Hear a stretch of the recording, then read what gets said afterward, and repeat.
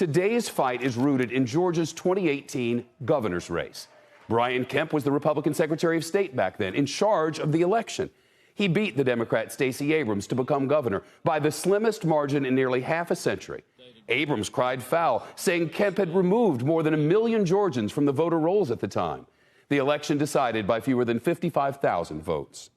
Under the watch of the now former Secretary of State, democracy failed Georgia. Georgians of every political party, every race, every region, again.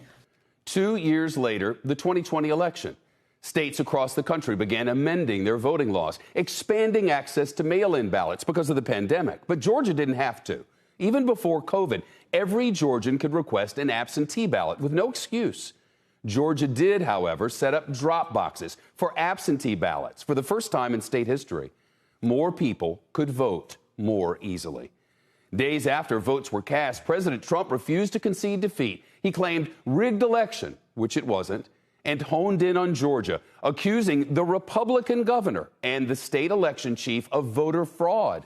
He leveled false charges that thousands of dead people voted, that there were hundreds of thousands of forged signatures. None of it true.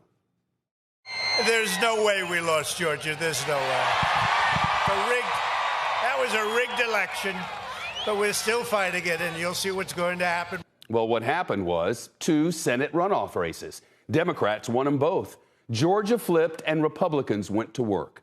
State legislators, majority Republican, rewrote the election laws. There was no widespread fraud. Republicans admitted the election was perfectly fair. Yet they claim they needed to restore confidence in the state's elections, a confidence that the Republican president eroded. The big lie led to the new law. They wrote a solution for a problem that even the state's top Republican election official admitted at the time does not exist. Working as an engineer throughout my life, I lived by the motto that numbers don't lie. As Secretary of State, I believe that the numbers that we have presented today are correct. So what does the new law mean for voters in Georgia? Fewer days to request a mail-in ballot, and even fewer to return it. And drop boxes exist, but barely. Republicans counter that voters now have more time to vote early, with an extra weekend of in-person early voting being added to the election calendar. But the overall effect is it's harder for people of color, the disenfranchised and underrepresented, to vote. And the majority of those traditionally vote Democrat. Plus, under this new legislation, the Republican-controlled legislature can intervene in and have more influence over the 159 counties that administer the elections. None of the noise changes those facts. And this sort of thing is happening in states all across our democracy as part of a strategy.